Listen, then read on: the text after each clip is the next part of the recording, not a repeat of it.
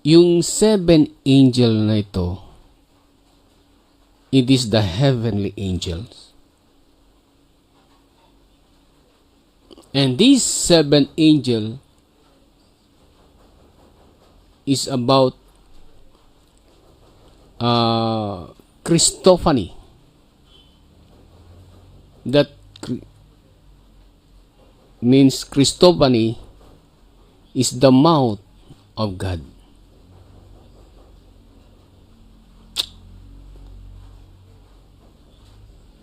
So, yun po yung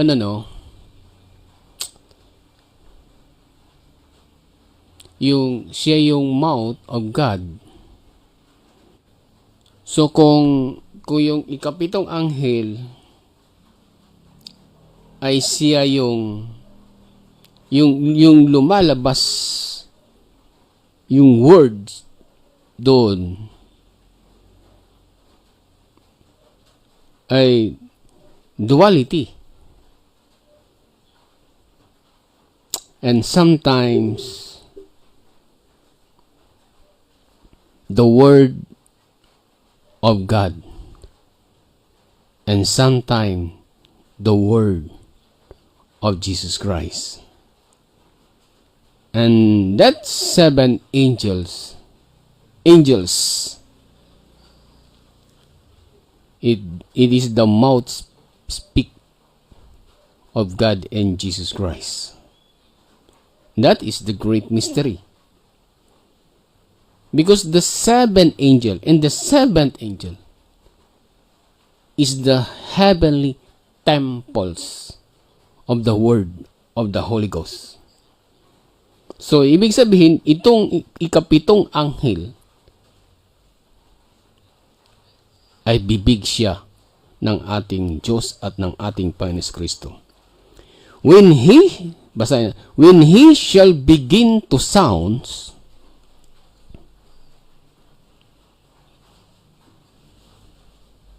kailan siya nag-sounds?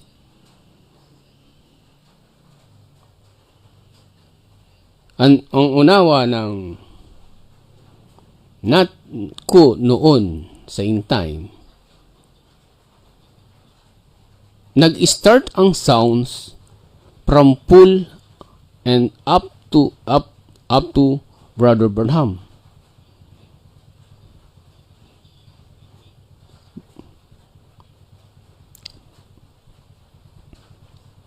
Yes, but it begins the sounded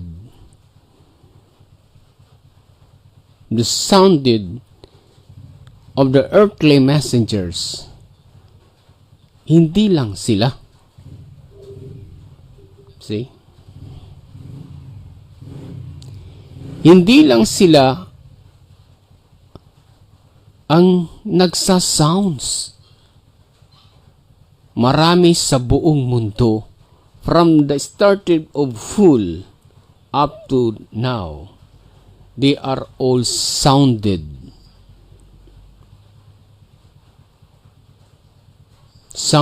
the mystery of God.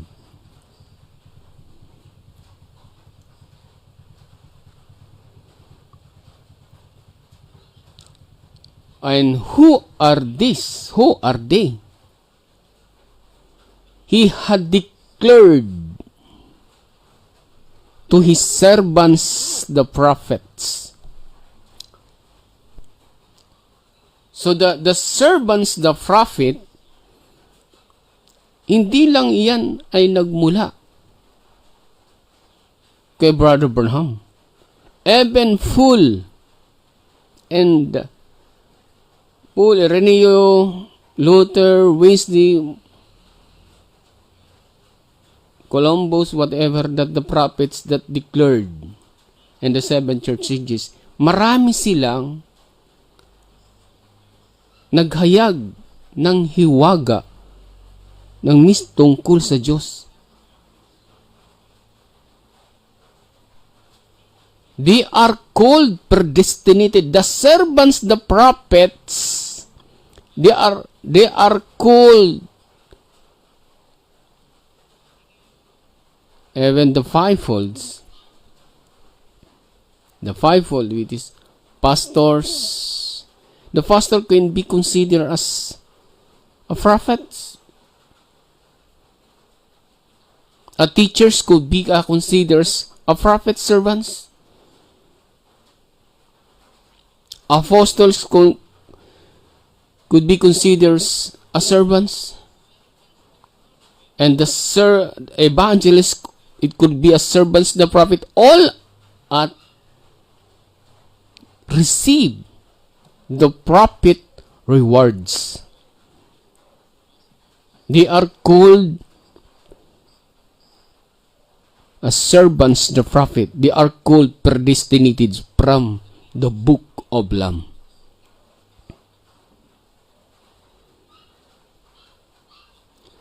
Merong sinasabi diyan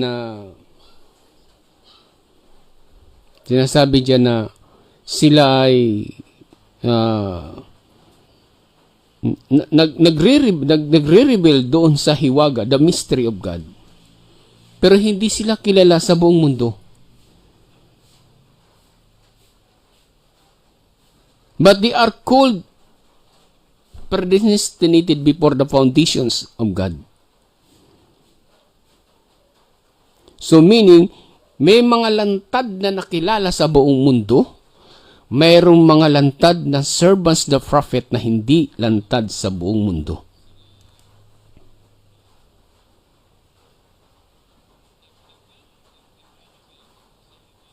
Diba? But they receive the mystery of God. Ang tanong,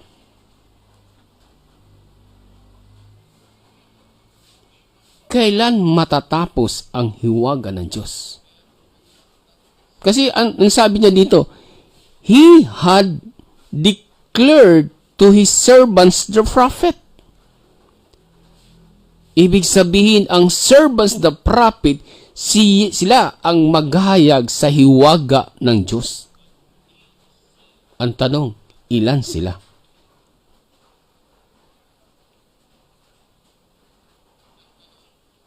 Diba? Sa Ephesians chapter 1 verse 4, before pumunta tayo sa Revelation 10:7, sabi niya, according as He had chosen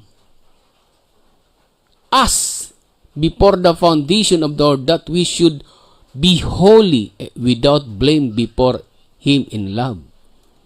So, according as He had chosen us in Him before the foundation of the world, that we should be holy and without blame before in Him in love, having predestinated us into the adoption of the children of Jesus Christ to Himself according to the good pleasure of His will. Yung He had chosen us, yung sinasabing He had chosen us, and according to the Revelation 10:7, but in the days of the voice of the seven angel, when He had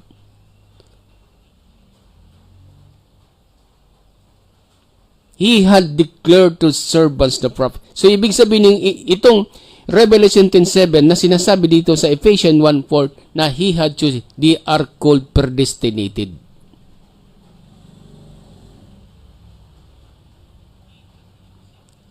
They are called predestinated.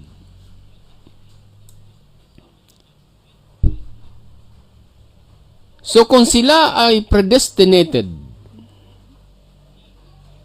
sila yung sinasabi sa Revelation chapter 10.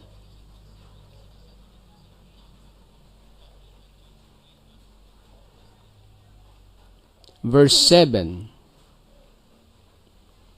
Na but in the days of the voice of the seven angel, when He shall begin to sound, ang magsasound ito, yung mga predestinated to His servants, the prophets.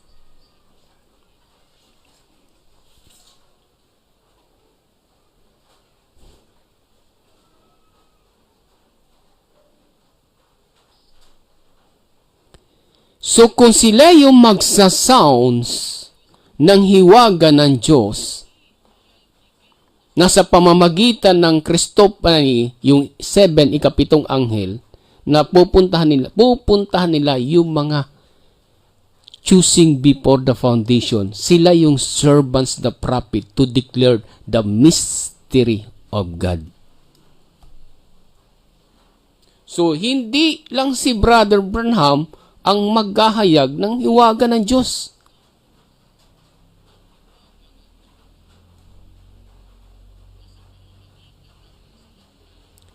Yung mystery of God should be finished, ilalantad ng mga propeta ng Diyos yung hiwaga ng Diyos. Sino ito na nakatalaga na maghahayag ng mga hiwaga ng Diyos? Ito yung hindi pa nakita ni Brother Branham. Even the prophet Brother Branham, sinabi niya, ang hiwaga ng Diyos ay hindi ibinigay lahat. God's not giving, hindi lahat ibinigay. Everything, the mystery, it hides. Kahit sa kanya, itinago. Ang tanong, sino ang magre-rebuild ng mga hiwaga ng Diyos? He had declared to his servants, the prophet, about the mystery. Matatapos lang ang lahat ng hiwaga kapag inihayag ng mga servants, the prophet. And this is the great mystery. He had declared to his servants, the prophets, ilan na mga propetang ito na lingkod ng Diyos.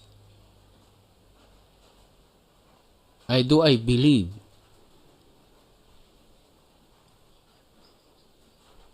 it is ito yung mga wise virgin. They are predestinated before the foundation of God. Revelation chapter 10 verse 8. In the voice which I heard from heaven, speak unto me again, and said, Go and take a little book which is open. Ibig sabihin, itong servants, the prophet, bukas sa kanila ang aklat.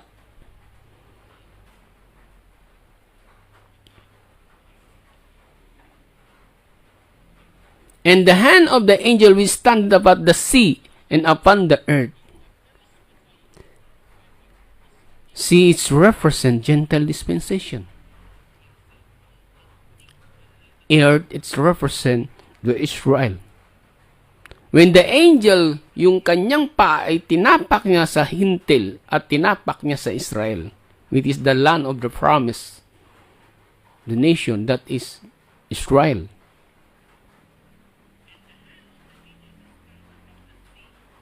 So, ibig sabihin, itong hina ito, it represent Jesus Christ.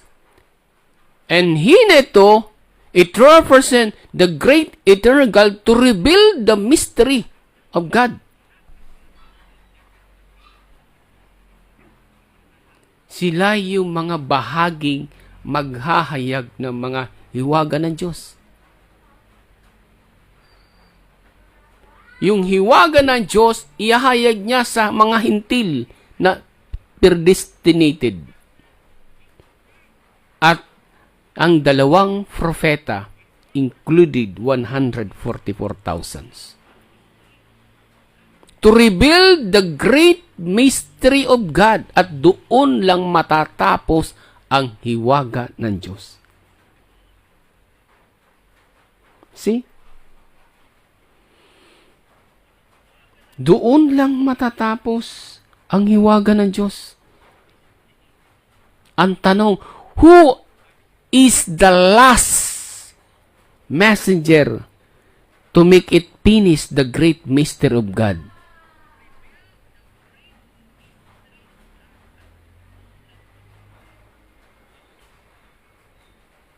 See?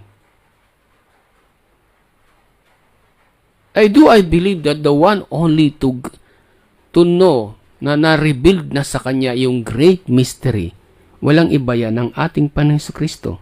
Pat ang ating Panginoon Kristo, iahayag niya sa servants the prophet. Pero ang unawa ng end time, the only one to reveal the mystery na natapos na sa pamamagitan ni Brother Branham. Hindi nila naintindihan. Nung sinabi to, speak into again and said, go! Sino ito yung kukuha ng aklat na ito?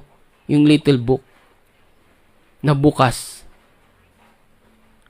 Ito yung part ng Gentiles, part ng two prophets, and the 144,000. See?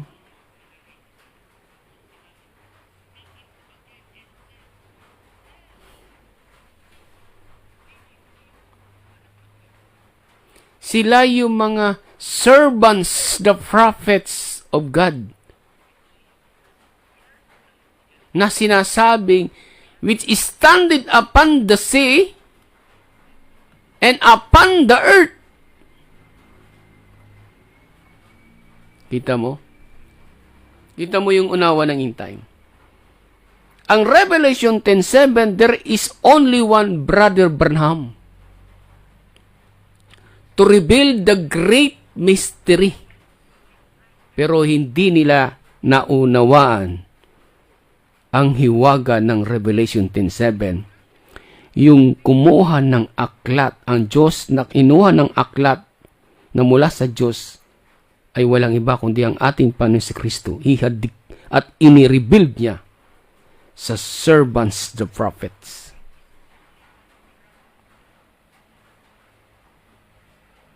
See? And verse 9, and I will into the angel and said unto him, give me a little book. And he said unto me, take it and eat it up, and it shall make the belly bitter, but it shall be in the mouth sweet as honey. See?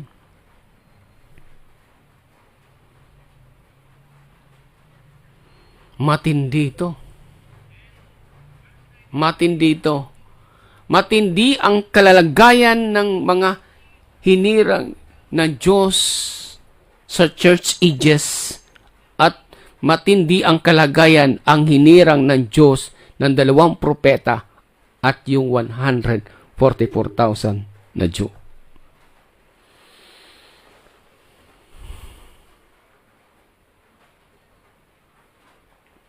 Isipin mo, brothers and sisters.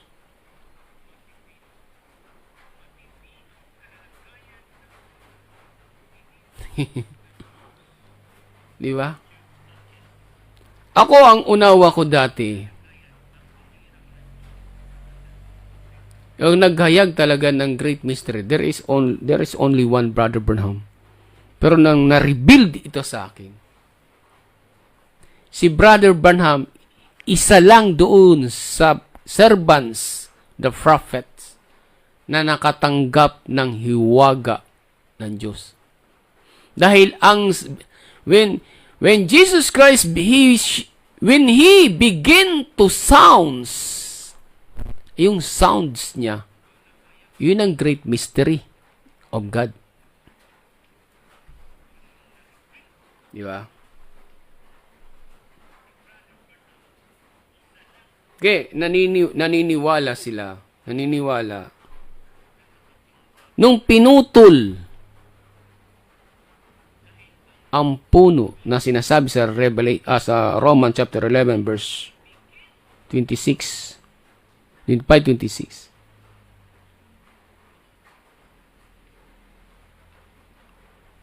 At pumasok yung Gentile dispensation. And after that, after the raptures of the Gentile dispensation, the fullness of the Gentile come in. And then the 2 prophets and 144,000 started to reveal the great mystery of God.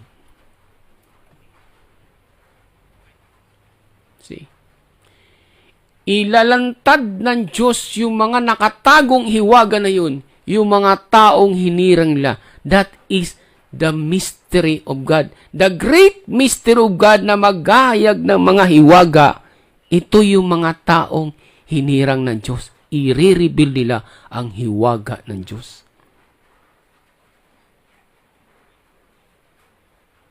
If you look in Colossians chapter 1,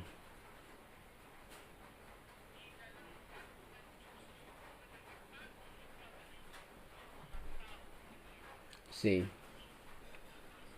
verse 26,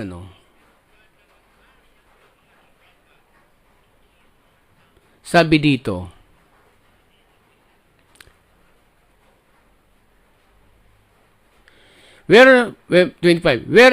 whereof I am made and minister according to the dispensation of God, which is giving to me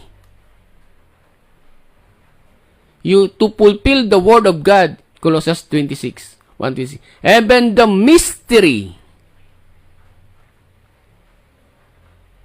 which had been hid, nakatago, from ages and from generations, but now is made manifest to His sins.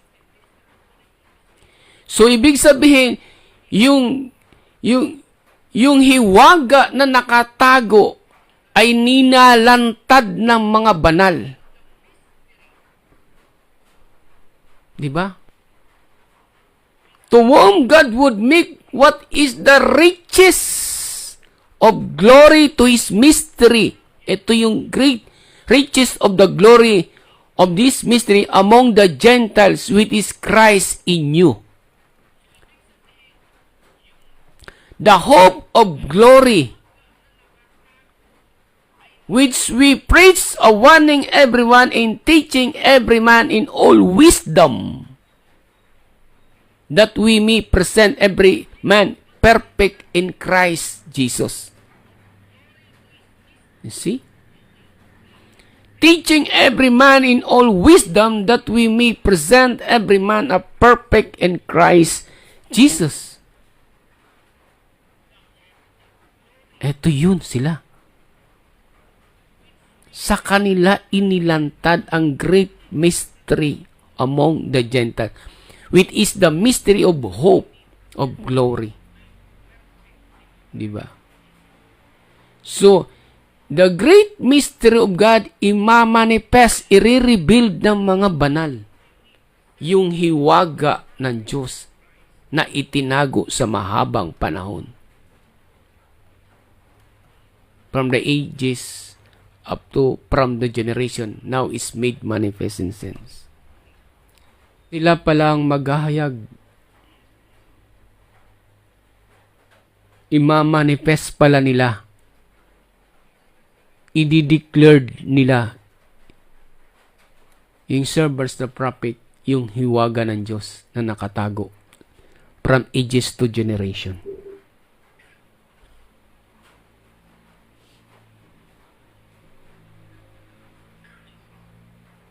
Isipin mo yung ayon dito sa Biblia, ayon dito sa sinasabi.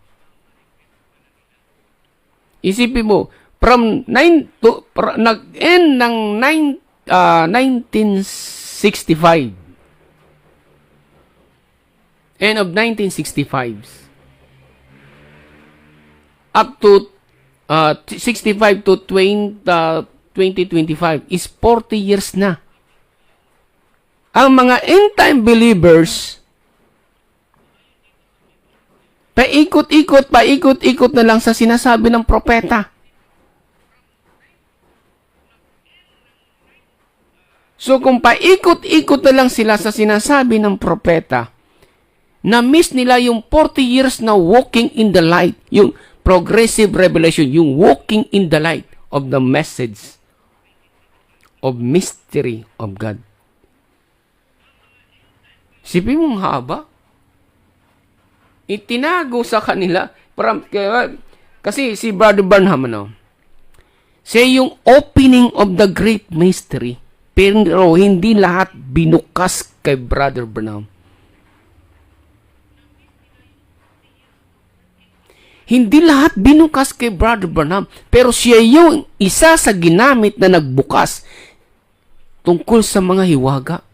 Ang tanong, after 1965 years to 2025, ano-ano yung mga hiwaga na na-rebuild? Ano-ano yun? I'm talking about to the whole world.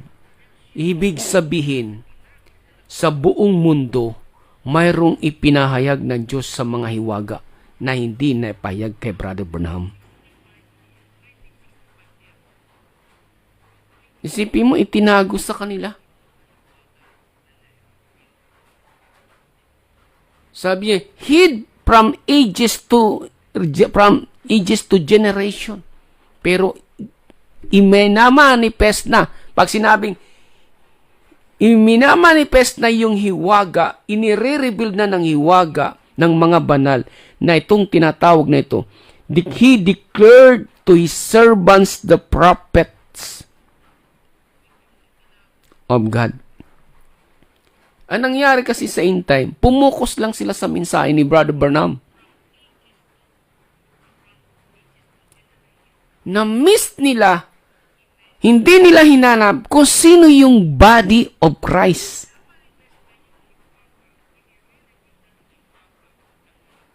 Kaya ako, hindi ko rin alam yung iba eh. Pero ayon dito sa sinabi din ni Brother Branham, sabi kay Brother Branham,